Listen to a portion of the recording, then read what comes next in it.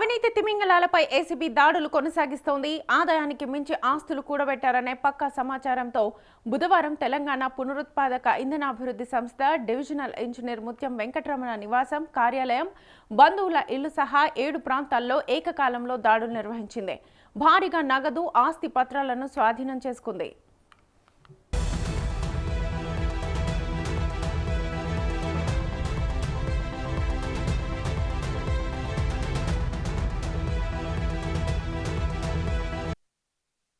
మార్కెట్లో అక్రమాస్తుల విలువ 400 కోట్లుగా తేలింది. ఏసీబీ చరిత్రలోనే అతిపెద్ద కేసుగా ఇది రికార్డు సృష్టించింది.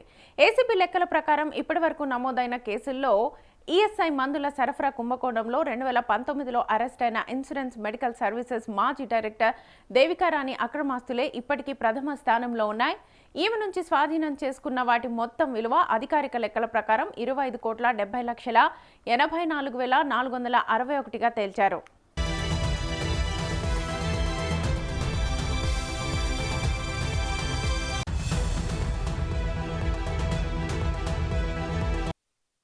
దీన్ని తలదన్నుతూ వెంకటరమణ నుంచి స్వాధీనం చేసుకున్న ఆస్తులను 27,65,02,133గా ఏసీబీ లెక్కగట్టింది. వీటి మార్కెట్ విలువ 400 కోట్ల వరకు ఉంటుందని అధికారులు అంచనా వేస్తున్నారు. వెంకటరమణపై ఆదాయానికి మించిన ఆస్తుల కేసు నమోదు చేసిన ACB city range 2 DSP Majid Ali Khan ప్రాథమిక దర్యాప్తులో కొందరు బినామీలను గుర్తించారు.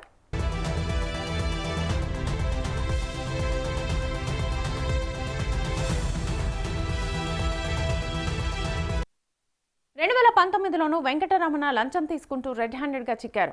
సాధారణంగా అవినీతికి కేర్ ఆఫ్ అడ్రస్గా కనిపించే revenue, municipal administration, excise, police విభాగాలను మించి ఐఎంఎస్, విద్యుత్ శాఖల అధికారులు మొదటి 2 స్థానాల్లో నిలిచారు. ఈ సోదరులో శైలింగంపల్లి, కూకట్పల్లిలోని 4 ప్లాట్లకు సంబంధించిన పత్రాల విలువ 1,23,46,000, కూకట్పల్లి ఆంజనేయ నగర్లో 160 చదరపు గజాల విస్తీర్ణంలో ఉన్న G+3 వాణిజ్య భవనం విలువ 1,82,00,000, గుట్టల బేగంపేటలో 250 చదరపు గజాల విస్తీర్ణంలో ఉన్న G+5 వాణిజ్య భవనం విలువ 2,90,00,000, 3,550కు సంబంధించిన పత్రాలు లభించాయి.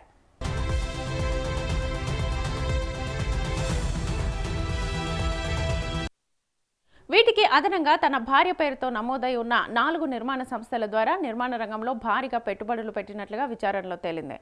ఆంజనేయ నగర్, మూసాపేట, కూకట్పల్లిలో 10 అపార్ట్మెంట్లు నిర్మించగా వాటి నిర్మాణ వ్యయం సుమారు 20 కోట్లుగా ఏసీబీ అధికారులు అంచనా వేశారు.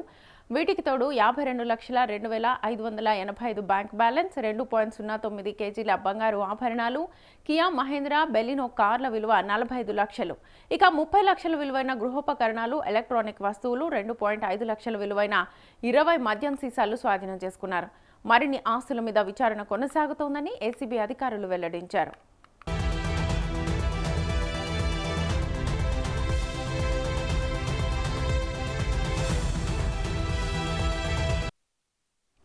వెంకటరమణ గతంలో దక్షిణ తెలంగాణ విద్యుత్ పంపిణీ సంస్థలో పనిచేశారు. సైబర్ సిటీ సర్కిల్లో డివిజనల్ ఇంజనీర్గా పనిచేస్తున్న సమయంలో ఏసీబీకి రెడ్ హ్యాండెడ్గా చిక్కారు. 2019 డిసెంబర్ 12న ఓ కాంట్రాక్టర్కు సంబంధించిన ఫైనల్ ఎస్టిమేట్ ఆమోదం కోసం 25,000 లంచం స్వీకరిస్తూ ఏసీబీకి చిక్కారు. ఆ మర్నాడు వెంకటరమణను అరెస్ట్ చేశారు. ఆయన కొద్ది రోజులు జైల్లోనే గడిపాడు. అప్పట్లో చేసిన సోదాల్లో ఏసీబీ అధికారులు 26.52 లక్షల నగదు, 20,60,565 విలువైన బంగారు ఆభరణాలను స్వాధీనం చేసుకున్నారు.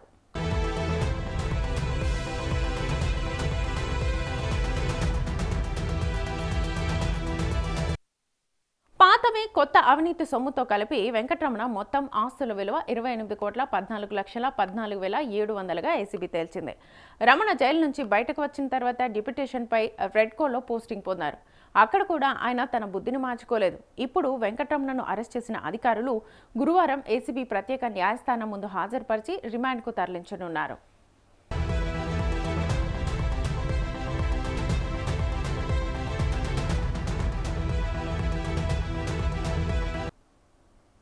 రైట్, ఇదే అంశానికి సంబంధించి ఫుల్ డీటెయిల్స్ మా ప్రతినిధి ప్రభాకర్ని అడిగి తెలుసుకుందాం. ప్రభాకర్, శ్వేత, అవినీతి తిమింగలాలపైన కూడా ఏసీపీ దాడులు కొనసాగిస్తుందని చెప్పుకోవచ్చు.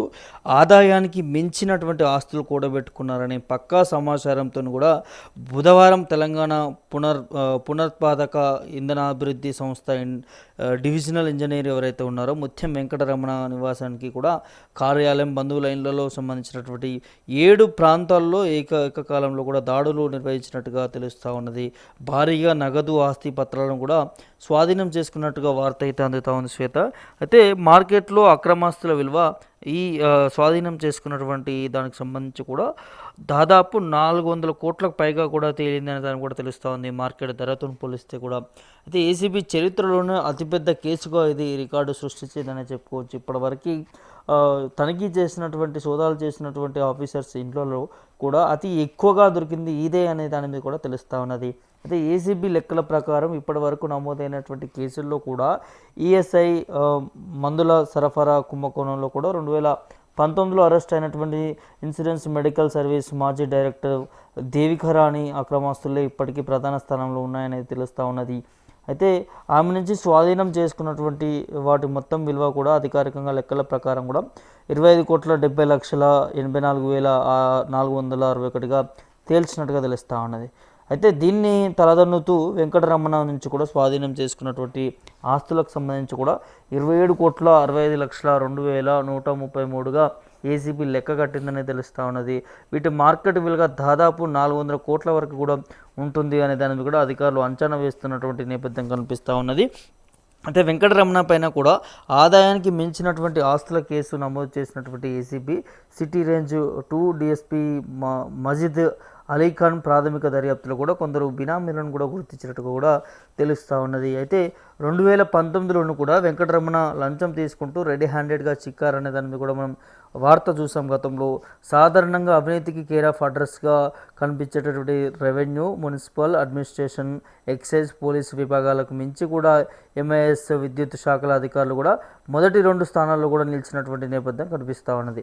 ఈ సోదాలో శేలింగంపల్లి, కుక్కట్పల్లి 4 ఫ్లాట్లకు సంబంధించిన పత్రాలు కూడా దొరికాయన్నట్టు తెలుస్తూ ఉంది. వాటి విలువ కూడా 1,23,47,000 వరకు కూడా ఉంటుందనేది.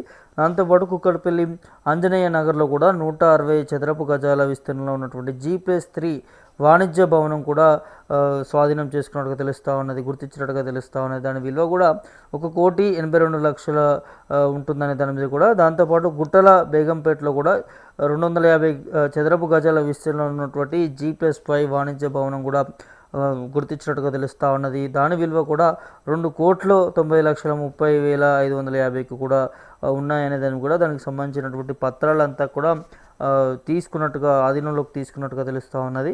అయితే వీటికి అదనంగా కూడా తన భార్య పేరుతోని నమోదైనటువంటి ఉన్న 4 నిర్మాణ సంస్థల ద్వారా కూడా నిర్మాణ రంగంలో భారీగా పెట్టుబడులు పెట్టినట్టు కూడా విచారణలో తేలినట్టుగా తెలుస్తూ ఉన్నది. ఆంజనేయ నగర్, మూసాపేట, కుకట్పల్లిలో 10 అపార్ట్మెంట్లు నిర్మించగా వాటి నిర్మాణ వ్యయం సుమారు 20 కోట్లుగా ఏసీపీ అధికారులు అంచనా వేస్తూ ఉన్నారు. వీటికి తోడు 52,02,558 బ్యాంక్ బ్యాలెన్స్ ఉన్నట్టుగా తెలుస్తూ ఉన్నది. అదేవిధంగా 2.9 కేజీల బంగారం కూడా ఆభరణాలు, అదేవిధంగా కియా, మహీంద్రా, బెలినో కార్లు కూడా వాటి విలువ 40 లక్షలు, 30 లక్షలు విలువైనటువంటి గృహోపకరణాలు కూడా స్వాధీనం చేసుకున్నట్టుగా తెలుస్తూ ఉన్నది. అయితే ఎలక్ట్రిక్ వస్తువులకు సంబంధించి కూడా 2.5 లక్షల విలువైనటువంటి 20 మద్యం సీసాలు కూడా స్వాధీనం చేసుకున్నట్టుగా తెలుస్తుంది. మరిన్ని ఆస్తులపైన కూడా విచారణ కొనసాగుతుందనేది ఏసీబీ అధికారులు చెప్తున్నటువంటి పరిస్థితి తెలుస్తోంది. అవినీతి అనకుండా చరిత్రలోనే మొదటిగా నిలిచిపెట్టేటువంటికి సంబంధించి ఈ కేసు కూడా మరి తెలుస్తూ ఉన్నది. అయితే వెంకటరమణ గతంలో దక్షిణ తెలంగాణ విద్యుత్ పంపిణీ సంస్థల్లో కూడా పనిచేసినటువంటి నేపథ్యం. సైబర్ సిటీ సర్కిల్లో డివిజన్ ఇంజనీర్ కూడా తను పనిచేసినటువంటి సమయంలో ఏసీబీకి రెడీ హ్యాండెడ్గా చిక్కారు. 2019 డిసెంబర్ 12న ఓ కాంట్రాక్ట్కి సంబంధించినటువంటి ఫైనల్ ఎస్టిమేట్ ఆమోదంకు సంబంధించి దాదాపు 25,000 లంచం కూడా స్వీకరిస్తే ఏసీబీకి చిక్కారనేది కూడా గతంలో కూడా తనకి రికార్డు ఉన్నది. సో మర్నాడు వెంకటరమణ అరెస్ట్ చేశారు. ఆయన కొద్ది రోజులు జైల్లో గడిపాడు. అప్పట్లో చేసినటువంటి సోదాల్లో కూడా ఏసీబీ అధికారులు దాదాపు 26.52 లక్షల నగదు, అదేవిధంగా 22,60,565 విలువైనటువంటి బంగారు ఆభరణాలు కూడా స్వాధీనం చేసుకున్నట్టుగా తెలిసింది. సో పాతవి కొత్తవి అవినీతి సొమ్ముతో కలిపి వెంకటరమణ మొత్తం ఆస్తుల విలువ ఒకసారి చూస్తే 28,14,14,700గా ఏసీబీ తేల్చినట్టుగా తెలుస్తూ ఉన్నది.